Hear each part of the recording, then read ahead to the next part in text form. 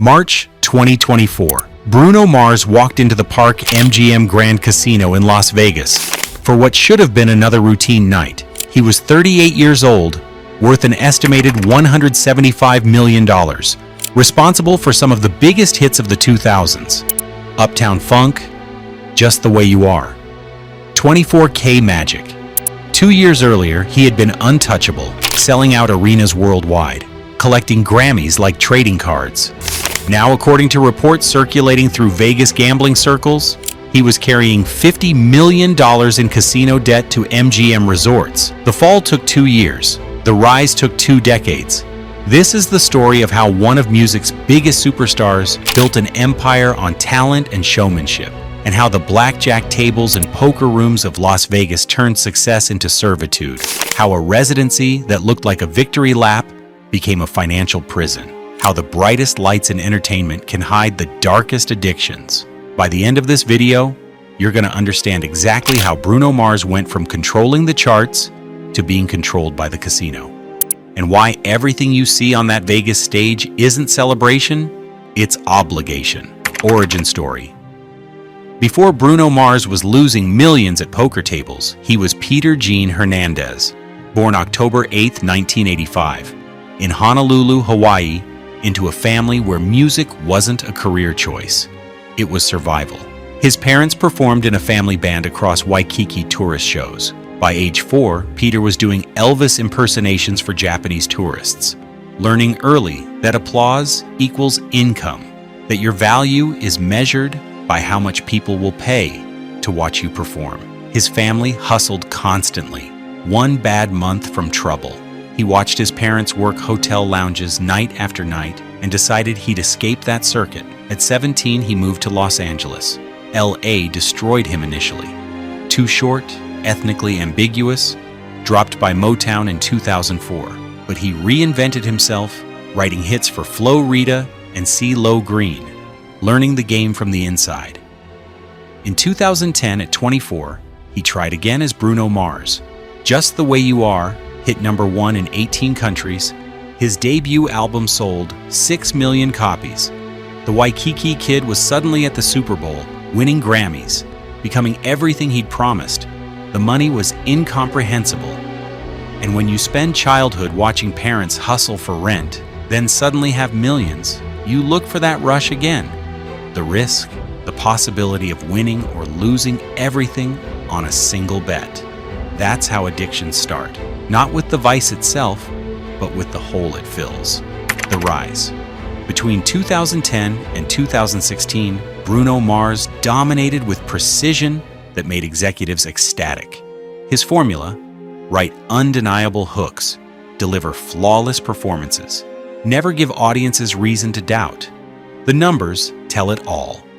Grenade went 11 times platinum. Uptown Funk sold 18 million copies, 4 billion YouTube views. By 2014, he'd sold 130 million records worldwide. His Super Bowl halftime show drew 115.3 million viewers, most watched in history at the time. The money was staggering, tours generating $250 to $300 million gross. He was pulling $50 to $100 million annually during peak years. But when you come from scarcity, abundance doesn't cure anxiety, it amplifies it. Bruno started spending serious time in Vegas around 2013. High roller suites, poker rooms where celebrities bet life-changing amounts. He'd win big, lose big. When you're making $50 million yearly, losing $500,000 feels like pocket change. The casinos noticed. They gave him comped penthouses, personal hosts, credit lines extending into millions. His presence attracted other high rollers. By 2016, he was a regular at MGM properties. Finish a tour, fly to Vegas, spend days at tables. The pattern established: perform, win, gamble. The rush of sold-out arenas felt similar to hitting blackjack. His third album, 24K Magic, won 7 Grammys, including Album of the Year in 2016. Peak of his powers, critically acclaimed, commercially dominant, universally beloved, and gambling more than ever. But rich people losing money in Vegas stays private. The public saw Grammy wins, while casinos saw million-dollar credit lines being signed. In December 2016, MGM offered a residency, multi-year contract, $1 to $2 million per show, up to 100 shows. It looked perfect. Maximize income, minimize touring grind. But what if MGM had another motivation? A superstar already in their casinos more than anyone realized, already running up debts, who could be locked into a contract guaranteeing they'd recoup every dollar lost at their tables. The residency started December 2016. Public narrative, celebration. Nobody asked why a 31-year-old at his peak would lock himself in one location for years when he could tour the world and make even more money. By 2018, Bruno Mars was living two lives that never intersected publicly. Public, global superstar with massively successful Vegas residency, selling out Park MGM Theater multiple nights weekly at $200 to $500 per ticket. His 24K Magic World Tour grossed $367 million, making it one of the highest-grossing tours in history. Forbes estimated $100 million in 2018 earnings alone, placing him among the world's highest-paid entertainers. Private. Gambling addict with unlimited access to the most sophisticated money extraction machine ever invented. A casino that knew exactly how much he made and exactly how much credit they could extend. His typical week: perform 2 to 3 shows, collect $2 to $3 million in performance fees, then walk downstairs to high-limit rooms and gamble substantial portions back. MGM's genius setup was elegant. Pay him millions per show, knowing significant percentages would circle back through gambling losses. They weren't losing money on his residency. They were investing in keeping their best customer locked in place, performing for their guests while emptying his pockets at their tables. Bruno's gambling had graduated from recreational to compulsive. $500,000 swings on single poker hands, $50,000 minimum blackjack bets, astronomical amounts, but normalized in high roller culture where billionaires and oil magnates bet millions without blinking. The problem? Bruno wasn't a billionaire. He was wealthy by normal standards, but not by Vegas whale standards. The people he played with could lose $10 million and barely notice. For Bruno, losing $10 million meant working months to earn it back. But addiction doesn't care about math. The first public hint that something was wrong came in March 2022, though most people didn't recognize it as a warning sign. Bruno Mars extended his Park MGM residency through 2023, then 2024. Entertainment reporters framed it as success. The shows were selling out. Fans loved them. Why not keep the good thing going? But artists at Bruno's level don't typically stay locked in one location for 7+ years unless there's a compelling reason beyond just money. They tour internationally, they take breaks, they maintain flexibility. Unless they can't, unless they're contractually bound, unless leaving would trigger financial consequences they can't afford. In late 2023, the rumors that had circulated quietly in Vegas gambling circles for years suddenly exploded into wider awareness when a poker player and gambling industry insider posted details on social media about celebrity debts to Vegas casinos. Bruno Mars wasn't named directly, but the description matched perfectly. A-list musician with ongoing residency, $50+ million in accumulated gambling losses, effectively working off the debt through performance contracts. The post went semi-viral in gambling and music industry communities before being deleted, but screenshots survived. Entertainment bloggers started investigating. Sources close to MGM's high roller operations began confirming to reporters that yes, Bruno Mars had been carrying substantial casino debt for years, and yes, the residency extension wasn't purely a business opportunity, it was a financial obligation. The specific mechanics allegedly work like this. MGM extends credit to high rollers through markers, essentially casino loans. You sign for $1 million, play with $1 million in chips, and owe the casino $1 million regardless of whether you win or lose. For celebrities with verifiable income, casinos will extend enormous credit lines because they can pursue collection through contracts and legal means. Bruno Mars, according to sources, had been signing markers for years, betting massive amounts, sometimes winning, more often losing. As the debt accumulated, MGM allegedly restructured his residency deal to ensure they'd recoup the losses through his performance fees. Every show he played wasn't just generating income, it was paying down debt. The exact number is disputed and unverified, but multiple sources in Vegas gambling circles consistently mention $50 million as the total debt accumulated over approximately 5 years of heavy gambling. Whether it's precisely $50 million or $30 million or $70 million is almost irrelevant. The pattern is clear. A performer trapped by gambling losses, working off debt through contracted performances. By early 2024, the story was everywhere in entertainment and gambling media. Though mainstream outlets were cautious about reporting unverified debt claims, TMZ and other celebrity news sites mentioned the rumors but couldn't confirm specifics because neither Bruno's team nor MGM would comment. What made it more credible wasn't just the rumors, it was Bruno's behavior. He'd performed in Vegas almost exclusively since 2016, rarely touring internationally, rarely taking significant breaks. For an artist of his caliber, that pattern was unusual, unless there was a reason he needed to stay local and keep generating specific income. His last major tour had been in 2018. Since then, nearly all his performances were in Vegas. The few outside appearances, Super Bowl, Grammys, special events, felt like contractual obligations rather than artistic choices. For someone who built his career on the energy of live touring, the Vegas-centric career shift was notable. The psychological pattern was also textbook addiction, escalating bets, chasing losses, believing the next big win would erase everything, signing for more credit when the current debt became overwhelming. Gambling addiction follows the same trajectory as substance addiction. Tolerance builds. Bigger doses are required for the same effect. And eventually the person isn't gambling for pleasure anymore. They're gambling to feel normal. The fall.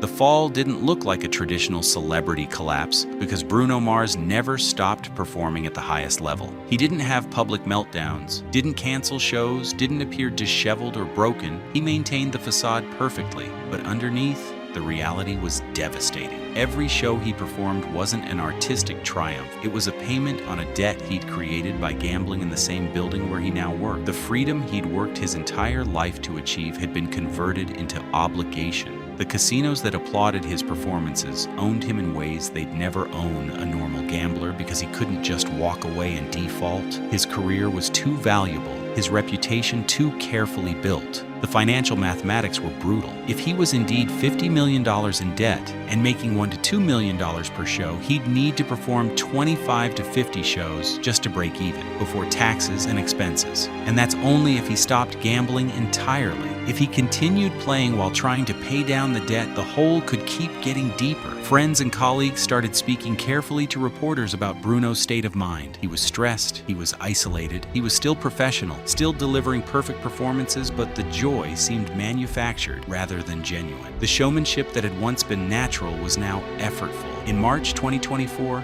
the full picture became undeniable when MGM announced yet another extension of Bruno's residency through 2025. No artist voluntarily commits to 9 consecutive years in one location at the peak of their career unless there's no choice. This wasn't opportunity, it was servitude. The entertainment industry started talking. Executives wondered whether the gambling debt was even higher than reported. Financial analysts pointed out that Bruno's outside income, streaming royalties, songwriting credits, endorsements, was likely being funneled toward the debt as well. His entire financial life had been reorganized around this hole he'd created. The psychological toll became visible to those who knew him. He'd become withdrawn, defensive when friends suggested he had a problem. Classic addiction behavior. Denial, rationalization, isolation. The same patterns that destroy people with substance abuse were destroying him with gambling. What makes this particularly tragic is that Bruno Mars has talent that transcends his current situation. He's objectively one of the best performers of his generation, but talent doesn't cure addiction. Success doesn't prevent psychological destruction, and all the money he made through brilliance and hard work couldn't overcome the mathematical certainty of casino odds over hundreds of millions of dollars in bets. The casinos were never at risk. They never are. The house always wins, not because of any specific game or hand, but because of volume over time. Someone gambling at Bruno's level for years will inevitably lose more than they win. The math guarantees it. By mid-2024, Bruno Mars had become a cautionary tale, though his continued perfect performances meant casual fans remained unaware. He was living proof that addiction doesn't discriminate based on talent or wealth or intelligence. It finds the vulnerability and exploits it until the person's entire life is organized around feeding it. The predicted outcome is simple and sad. Bruno Mars will continue performing in Vegas, paying down debt while potentially creating new debt if he can't stop gambling.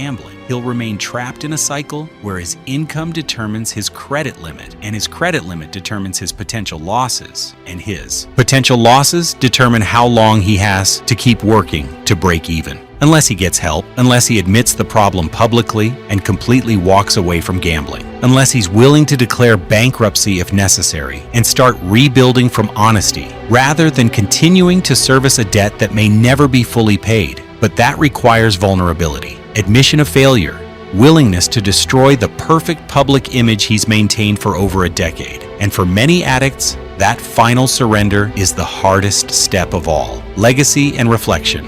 As of now, March 2026, Bruno Mars is still performing at Park MGM, still selling out shows, still delivering flawless 90-minute performances that make audiences forget everything else. But he's not free. Whether the debt is $30 million or $50 million or more doesn't change the fundamental reality. One of music's biggest stars became a cautionary tale about what happens when talent meets addiction in a city designed to extract wealth from anyone willing to sit at the tables. His legacy is now divided. There's the music, undeniable, influential, timeless. Uptown Funk will be played at parties for decades. His Super Bowl performances will be studied by future entertainers trying to understand what greatness looks like. The albums will endure, but there's also the warning. Bruno Mars is proof that success doesn't immunize anyone from self-destruction, that coming from poverty doesn't guarantee wisdom about wealth, that being brilliant at one thing doesn't prevent being catastrophically stupid about something else. Vegas casinos are designed to win. They have PhDs in psychology engineering every aspect of the experience to keep people gambling. They provide credit because they know most people can't resist using it. They comp rooms and drinks and entertainment because the real money isn't in hotel fees. It's in the percentage they extract from every bet,